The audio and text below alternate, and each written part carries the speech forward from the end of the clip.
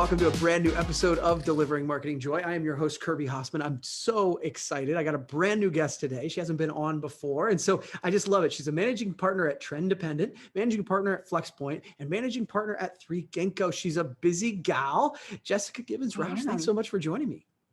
Thank you so much for having me. Absolutely. Absolutely. So, you and I know so many of the same people, and we're in a mastermind group together. Surprised we've never done anything really together yet. This is kind of surprising.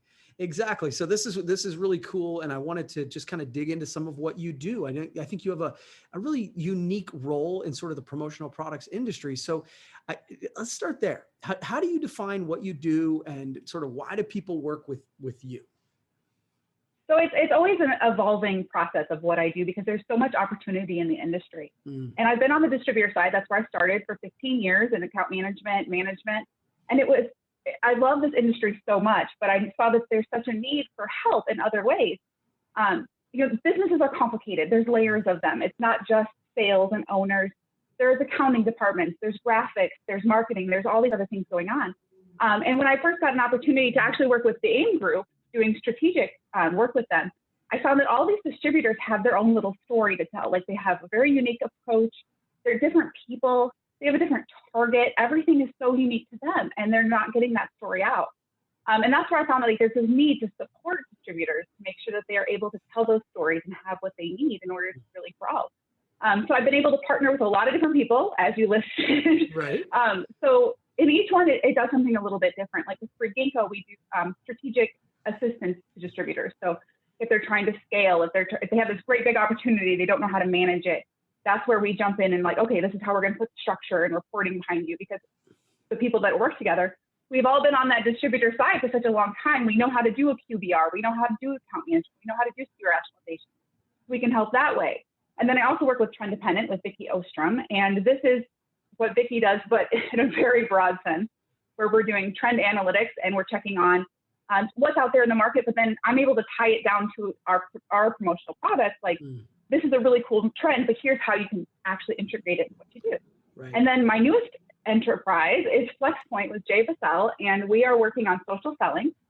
So actually helping these distributors tell their story, mostly through LinkedIn and social marketing or social media, but really helping them dive into that extra layer and make sure that they're presenting their best self through LinkedIn, through content, all of the things that we love to do. I know you're huge on content, so you can definitely appreciate that it can be such a struggle for a lot of people to really get engaged, and it's a great time to be doing it.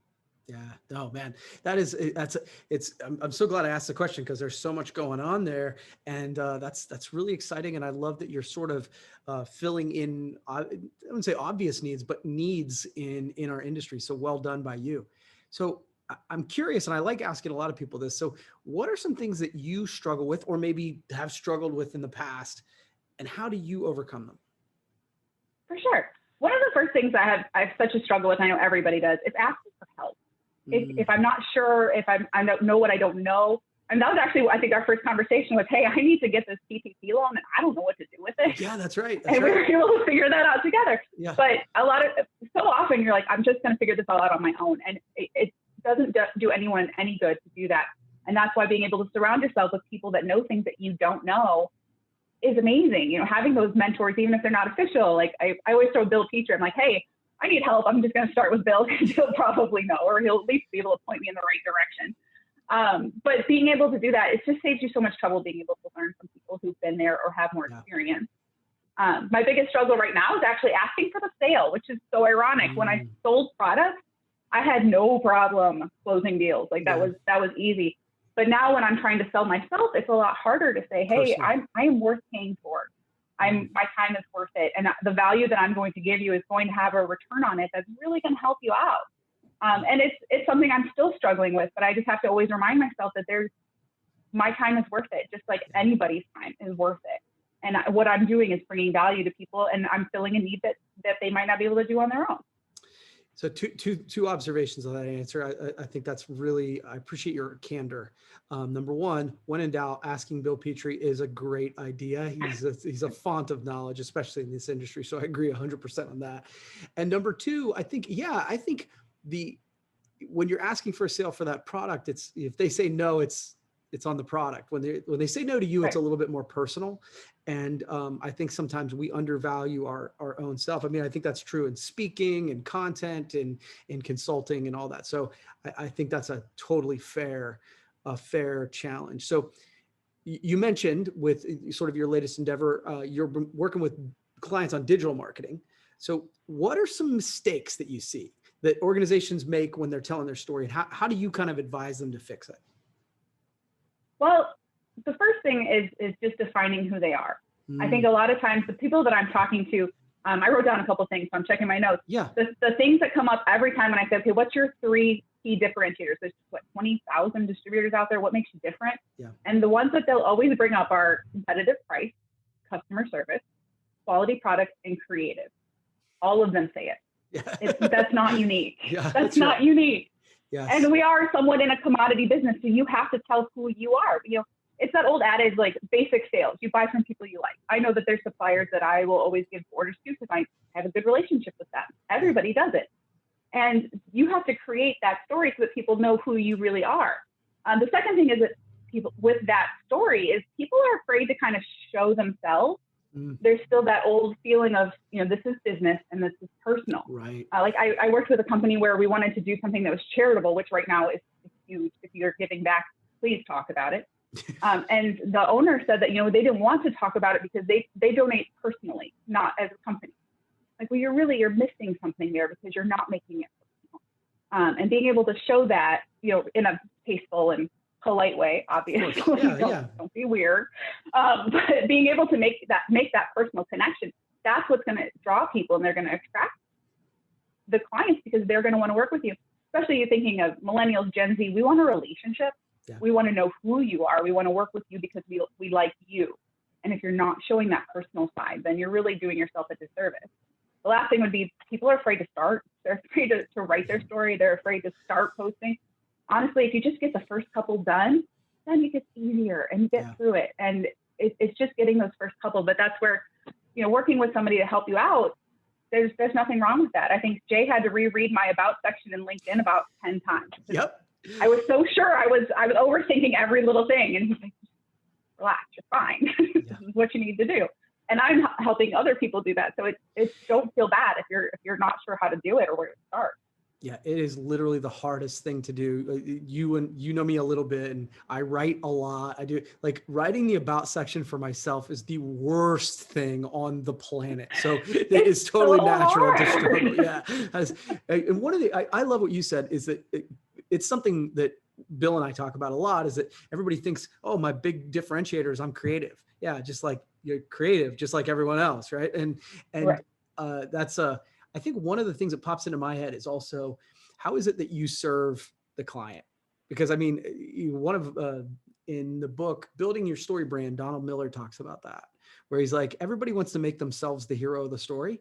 And it's like the customer wants to be the hero. And absolutely. What are you doing for them? Yeah, exactly. It's exactly right. So that's cool. All right. So final question, something that's sort of near and dear to my heart. I know you do work with Promo Kitchen, which is, for those who don't know, is a nonprofit in the promotional product space that's designed to elevate the industry through mentorship and education. I love PK. I was a former chef there, but why do you serve on Promo Kitchen? Well, and it's funny because I dabbled a little bit over the years from when Promo Kitchen first started, but I never really went all in. I was a terrible mentor. I totally let the person down that I was mentoring. I feel awful. She was brilliant, but these things happen. Yep. But then when I was trying to kind of reinvent myself, I didn't know what to do. I honestly, I was lost. So the first things I started doing is reaching out to people through LinkedIn just to say, hey, what's your story? What's your deal? And then I remember Jay and Charity talking about this promo chat thing. I'm like, let's give it a shot. I've used Twitter once in a while. Let's see what these people are doing. And that very first week, Kate Palmer's like, hey, do you want to do a deep dive? And I'm like, of course I do. Oh my God, they've noticed me on this. Is cool. And when I've been able to talk to them and connect with them, this sense of community is amazing. I'm kind of, even though I have lots of business partners, I'm freelance, so I'm on my own, but I consider these people my family and friends. If I have a problem, those are the first people I'm going to reach out to because they have such an industry of knowledge and they want to give. They all of them, they absolutely want to give. And I think that's something that is so cool in our industry anyway, but being able to kind of formalize it has been so much fun. I probably won't jump into being a mentor again just because I was so lousy at it. But I am able to use my other skills, to help with organization and help with making sure that we're working together as a team, because it's grown so much over the years. Just like other businesses, how do you scale it? How do you make it so that everyone's feeling engaged? But the connections that I've made through there and the people that I've been able to meet have made the world of difference in me being able to kind of be on this creative adventure. And I cannot say enough about being able to give back in education and being able to help the industry through the Promo Kitchen and Promo Chat, and being able to know that if I have a question, I can jump in and I can help other people. They can help me. One of the topics that we're bringing up soon actually is, I'm calling it professional broccoli, all the stuff that you didn't know that you needed to know about business. Yeah. This is stemming from me not realizing I had to pay my Illinois taxes during the year. Yeah. And I got a little bit of a fine. So there's so many things that you just don't know. And that's why we're here, is to help us so that people don't make those same mistakes in the future. How do you get a new employee involved? How do you do these things? There's so many companies coming up. How can we help them to be able to thrive? And it's been amazing. And I cannot say enough good things. I think I'd bleed orange at this point. I love it. That's awesome. And for what it's worth, it is a great organization. If you don't know about it, Google Promo Kitchen, or I think it's promokitchen.org, I believe is the website. So if you haven't learned anything about PK, you should. Very cool organization. And I appreciate your service in that way. So Jessica, I really appreciate you taking the time. Great job. And we'll have to do it again sometime. Okay. Perfect. Sounds great. All right. Well, that's going to wrap up this edition of Delivering Marketing Joy. We'll see you next time.